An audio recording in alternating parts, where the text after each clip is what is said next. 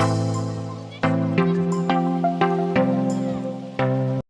very good morning, friends. Welcome back to a brand new episode of the Drunken Dabbler. After quite a long time, I should say. And I'm very excited today. As you can see, Drunken Dabbler is in a new setup with some brand new equipment.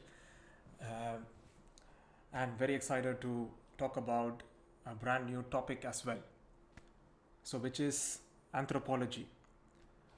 It is one of my favorite topics. Anthropology is the study of human history right from the origins of the Homo sapiens right until the very modern day that we live in. So, the entire rise and fall of civilizations, the evolution of human beings, the rise and fall of empires, and all the way until today, and the way we live in and how our societies developed all falls under the purview of anthropology. So I like to spend my time reading about the essentially the history of humankind, and specifically when it comes to warfare, like the rise and fall of different uh, ethnicities of people or different kingdoms, you can say. I noticed one pattern which has been repeating itself, through history, through the evolution of humankind. So you can call it, I don't know if this is true, it is only my hypothesis, it's a theory. So my theory is that the nomadic people are much more combat ready, and they are successful in conquering the lands of the sedentary or the agriculturalist people. So before we get into the details, let's just clarify the definitions a while. So, when I refer to the nomadic people, are the people who are basically hunter gatherers or herders, pastoralists who herd cattle from one grassland to another, and that is how they survive their life. Versus the sedentary or the agriculturalist people are the people who build civilizations, who settle down in a particular piece of land, most probably near a water body like a river, and then they build civilizations around that piece of land by growing agriculture. So their life revolves around agriculture. So, where the nomadic people superior in combat compared to the agriculturalist people, at least in the earlier part of the human history. So, to begin with, the human beings were, for many, many thousands of years, were hunter gatherers, because agriculture evolved only about roughly 10,000 years back. To validate this theory, I have a few examples, like the patterns which I noticed from history. So one, so the Egyptian civilization, which is one of the oldest and has been thriving from 5000 BC almost until 1000 BC. Towards the end of the 1000 BC, the Egyptian people came into combat with the nomadic people called the Hittites, who used to live in Anatolia, which is present day Turkey and the Levant region. So they had many battles with the Hittites and slowly led to the decline of the Egyptian civilization. Number two, the Indian subcontinent. So which started from the Indus Valley civilization around 2500 BC till 1500 BC. And during this time, there were new people coming in from the Asian steppe, Central Asia. They descended through the Khyber and the Bolan pass into the Indian subcontinent,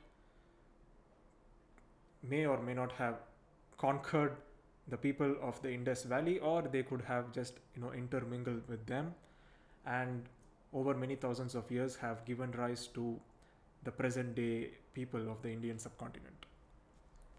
And three, you can look at the Mesopotamian civilization like Babylon, or even the early European civilizations, where there have been numerous records of the nomadic people called the Huns, so who repeatedly came into combat with those early European civilizations. And four, the most recent of all and the most popular, are the Mongols of the 13th and the 14th centuries, who were the biggest and the most successful nomadic conquerors, who conquered vast entire swathes of land from right from China and Japan in the east to some parts of Hungary, Poland, and Russia in the west, the entire land in between. So, why were these nomadic people so successful in conquering the agriculturalist societies? So, I have a few reasons why these people were so successful. So, number one, throughout history, the various ethnicities of people or the empires are shaped by the terrain, the surroundings, the environment that they live in, which is very crucial. So the nomadic people, if you look at their origins, they are native to the Eurasian steppe. The Eurasian steppe is a piece of land which is filled with grasslands, so long green grass and nothing else. So these people had to live in vast stretches of open land where nothing could grow except grass. So they had to survive with cattle, grazing the grasslands and providing them with milk and food, and moving along with the cattle from one grassland to another or towards lakes or other water bodies. So this is how their life revolved. And in this process, they could very well come into conflict over a particular piece of grassland with other tribes, other nomadic tribes, and so they have to conquer them in order to survive. So and further, they had to live in vast stretches of open land to survive the open sun as well as the extreme cold. They need to hunt animals and get their hide and the fur in order to survive, because there were no caves, or they could only build temporary tents in order to survive. So if you analyze these combination of environmental factors, a very common man in the steppe who lived in the Eurasian steppe is very sturdy. He is able to survive in the most difficult conditions. He is very swift, able to move from one place to another, very efficient or skillful in the use of cavalry, the use of horses, which were primary to survival in the Eurasian steppe. So ability to move swiftly on horses for even hundreds of kilometers in a day, which is quite an achievement a couple of thousand years back in terms of movement. And very combat ready, because every single day you should be combat ready to fight the neighboring tribes or to hunt wild animals. So even a normal civilian of the Eurasian steppe or the nomadic civilization is much combat ready and skillful when it comes to warfare tactics than an average civilian who is just spending his life in the farmland in an agriculturalist civilization. So because of these combination of factors, it was quite easier for the nomadic people to come with smaller units of armies and able to conquer larger armies of the civilized or the agriculturalist societies.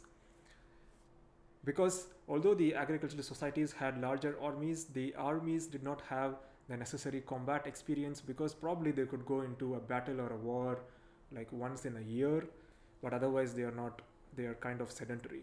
Whereas compared to the nomadic people, they are almost living there every single day in a combat situation, so they are very, very experienced and combat ready. So you can see this clearly from history when, let's take the example of the Indian subcontinent. So although there were, for about thousands of years, there were many kingdoms in the Indian subcontinent like the Mauryan Empire, the Gupta Empire, very strong kingdoms, which gave rise to very good inventions and very advanced mathematics, etc. Towards the 10th and 11th century, these kingdoms could be conquered by the nomadic uh, conquerors who came from either the Turkic nomadic origin or from the Central Asia like Uzbekistan, Kazakhstan, and those areas, or the northern part of Afghanistan. So these conquerors were able to come into the Indian subcontinent and establish the sultanates, like starting from the first sultanate with Iltutmish, the slave dynasty, and then later on with Timur, who again descended from the Mongols. He came and sacked Delhi in the 13th and 14th centuries. And later in the 15th century, Babur, who established the Mughal Empire, was again of Mongol and the Timurish origins. So they were successful nomadic conquerors who invaded and conquered the Indian subcontinent. And take an example of the Mongols. The Mongols, led by Genghis Khan, who I really admire, who in a span of 25 to 30 years was able to establish and conquer the lands from China, Mongolia to Kazakhstan, the entire Central Asia, Uzbekistan, and greater Iran, Mesopotamia, and later his sons and grandsons, they even went and conquered Georgia, Azerbaijan, parts of Turkey, parts of Hungary, and Ukraine, Russia. So a completely big empire, all in a span of couple of centuries or 200 years. So they were able to do this. So which proves that these nomadic conquerors were much more superior in warfare and combat than the agriculturalist societies. Having said that, this nomadic conquering lifestyle also comes with its disadvantages. Take the same example of the Mongols. So the Mongols, although they were able to conquer so many lands, they were never able to actually administer and rule over those lands. The Mongols came and conquered great parts of Iran and like some Iraq and Eastern Europe, but they never settled there. They conquered and then they massacred the people, then left back to the steppe. So the lands were easily reconquered by the earlier kingdoms or some new kingdoms. Or ironically, in the case where the Mongols actually tried to settle down and rule, that which is in China, around Beijing, where the grandson of Genghis Khan, Kublai Khan, he wanted to settle down and rule that part of China. He in fact established the Yuan dynasty in the Chinese history. But when they adopted this agriculturalist or sedentary lifestyle, over a span of a few generations, they lost the combative warfare skills which their earlier generations possessed, and they were able to be conquered by other neighboring Chinese empires, and they eventually the Mongols or the Yuan dynasty declined. So which is very ironic. So when the nomadic people, they actually try to settle down, they become sedentary and they become like every other agriculturalist society, and they lost their combat skills and they declined. And one more reason for the decline is that which is also an advantage of the civilized societies, the agriculturalist societies, because the agriculturalist societies, as I earlier pointed out, they are able to devote more time to develop specialized skills, like more time for the scientists to devote time in science and invent superior techniques like gunpowder and cannon, etc. So the Song dynasty in China, when they invented the gunpowder, and when the Mongols towards their decline in the 14th century, they tried to conquer the Song dynasty, they were defeated because they were not used to gunpowder, which was a superior technique, and they were not used to cannons, so which eventually led to their decline. So one big advantage of the civilized or agriculturalist societies is their ability to come up with new innovations and inventions like the gunpowder and the cannons, which are much superior uh, than the usual and the bow and arrows and the cavalry warfare techniques of the nomadic people. So that's it, guys. That's a wrap. That brings us to the close of today's episode of the Drunken Dabbler.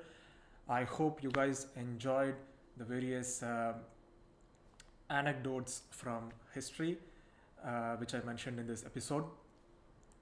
For me personally, reading about history, about the human history itself, gives me great enjoyment to read about these various wars, various great conquerors, and to know about the lifestyles of the earlier people. But there is also a great learning that you need to imbibe when I learn about history, at least for me, is to appreciate the harsh realities of life back then, which our earlier ancestors lived through, and the way they lived through it has shaped us right now. Imagine like waking up every day in a nomadic tribe and getting yourself going out hunting for food, and and probably go combat with some animals or a neighboring tribe, and risking your life every single day. This was a reality of our ancestors, and what happened throughout their life and how they lived their life has actually shaped us, and it gives us so many valuable life lessons about grit, determination, the never giving up. No matter what the hardships, there is hope for life at the end. So these are so many positive things that you can take from the life of our ancestors, and fighting every day to live, to conquer, and to prove your worth. Wow, so many positives. So come up with more episodes about focusing on history with many more interesting anecdotes. Until then, adios.